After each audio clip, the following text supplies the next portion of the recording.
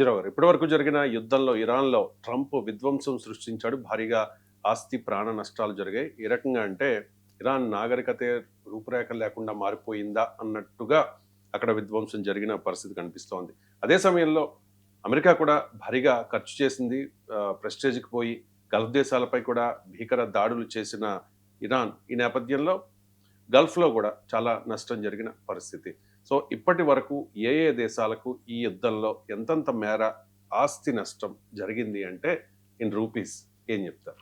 Yes అండి. ఇప్పుడు Iran ఏంటంటే ఒక ప్రకటన చేయడం జరిగింది. ఈసారి రెండవ దఫా శాంతి చర్చలు జరుగుతున్న నేపథ్యంలో ఏంటి అంటే ఈ ఏప్రిల్ ఫిబ్రవరి మనకి ఆల్మోస్ట్ 28 నుంచి ఏప్రిల్ 8 వరకు 39 రోజుల పాటు యునైటెడ్ స్టేట్స్ పంపక ఆపరేషన్ ఎపిక్ ఫ్యూరీ అని, తర్వాత ఇజ్రాయెల్ ఏంటంటే ఆపరేషన్ లయన్ రోర్ అంటూ వందలాది యుద్ధ విమానాలు F-B-1, B-2, B-52 బాంబర్స్తోనూ, మిస్సైల్స్, తోహమాక్ లాంటి మిస్సైల్స్తోనూ, పేట్రియాటిక్ ఎయిర్ డిఫెన్స్ సిస్టములతోనూ, తర్వాత ఈ నేవిల్ యొక్క ముట్టడి ద్వారా ఇరాన్లో మొత్తం నాశనం, ఎంతటి వినాశనం అంటే $270 బిలియన్ నష్టం జరిగింది ఇరాన్లో అంటూ ఇరాన్ ప్రకటన చేయడం జరిగింది. అంటే $270 బిలియన్ అంటే మన రూపీల్లో చెప్పాలంటే 25 లక్షల కోట్ల రూపాయలు వినాశనం జరిగిందనమాట. నేను ఎప్పుడు యుద్ధాన్ని అప్డేట్ చేస్తూ చెప్పానమాట. ఇరాన్లో 16,52,000 చదరపు కిలోమీటర్లు, 9 కోట్ల మంది ప్రజలు ఉంటే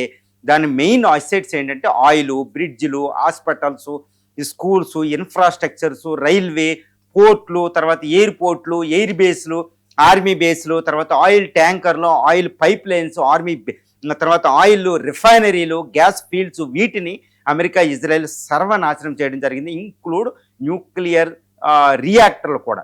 ఈ వినాశనం విలువే 25 లక్షల కోట్లు, $270 బిలియన్ అనేది ఇప్పుడు తెలుస్తుంది. అంటే ఏంటి, రెండవ ప్రపంచ యుద్ధంలో జరిగిన లాస్ కంటే ఇంతటి వినాశనం ఇక్కడ జరిగింది, ప్రాణ నష్టం పక్కన పెడితే.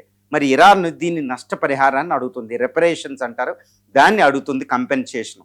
ఇంకో పక్కన ఇటు యునైటెడ్ స్టేట్స్ ఆఫ్ అమెరికా మనకు వస్తున్న ప్రస్తుతం అంచనాల ప్రకారం ఏంటంటే ఇటు ఇరాన్ మిసైల్స్, ఇరాన్ డ్రోన్ల వల్ల Gulf countries, rich Gulf countries అయిన సౌదీ అరేబియా, బహ్రైను, ఖతారు, కువైటు, ఒమన్ను, తర్వాత యుఏఈలు, దుబాయ్ సిటీలు లాంట్లో కొన్ని వందల, అంటే వేల దగ్గరే ఆల్మోస్ట్ $200 బిలియన్ దాకా నష్టం జరిగిందని తెలుస్తుంది. ఈ 200 నుంచి $300 బిలియన్ నష్టం ఈ గల్ఫ్ కంట్రీస్ జరిగింది. ఇక యునైటెడ్ స్టేట్స్ ఆఫ్ అమెరికాకి 39 జెట్ ఫైటర్స్ని, బాంబర్ లాంటివి కోల్పోవడం, దాంతోపాటు అమెరికన్ ఆర్మీని కోల్పోవడం, తర్వాత 17 దేశాల్లో ఉన్న ఆల్మోస్ట్ 19 అమెరికన్ ఆర్మీ బేసులు సర్వనాశనం అవడం. దీనివల్ల అమెరికాకి ఆల్మోస్ట్ 200 నుంచి $300 బిలియన్.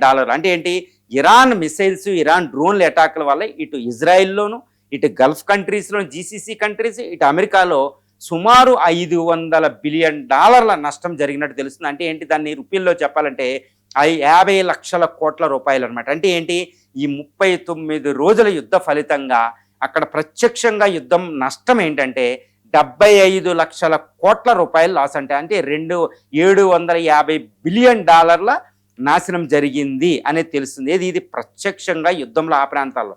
మరి ఆయిల్ ధర పెరగడం వల్ల ప్రపంచానికి ఎంత విపత్తు, సప్లై చైన్ డిస్రప్ట్ వల్ల ప్రపంచంలో ఎంత, ఇండియన్ ఎకానమీ గ్రోతే 1.5% పడిపోతుంది, చైనా పడిపోతుంది. సో వీటి నష్టం ఎంత?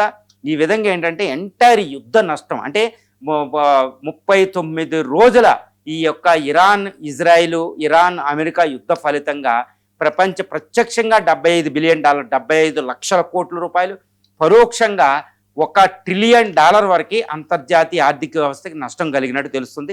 ఇప్పుడు IMF ప్రకటించింది, ఇరాన్ ఇది అమెరికా యుద్ధం వల్ల భారతదేశంలో 25 లక్షల మంది మళ్ళా పేదరికంలోకి వెళ్ళిపోబోతున్నారు అని తెలుస్తుంది. అంటే ఈ దుష్ఫలితాల వల్ల ఈ నష్టం ఏంటంటే ఇంకా పెరగబోతుంది. ఎందుకంటే అంత ఈజీగా ఈ ఆయిల్, గ్యాస్ సప్లై పునరుద్ధరించబడదు, సప్లై చైన్ పునరుద్ధరించబడదు.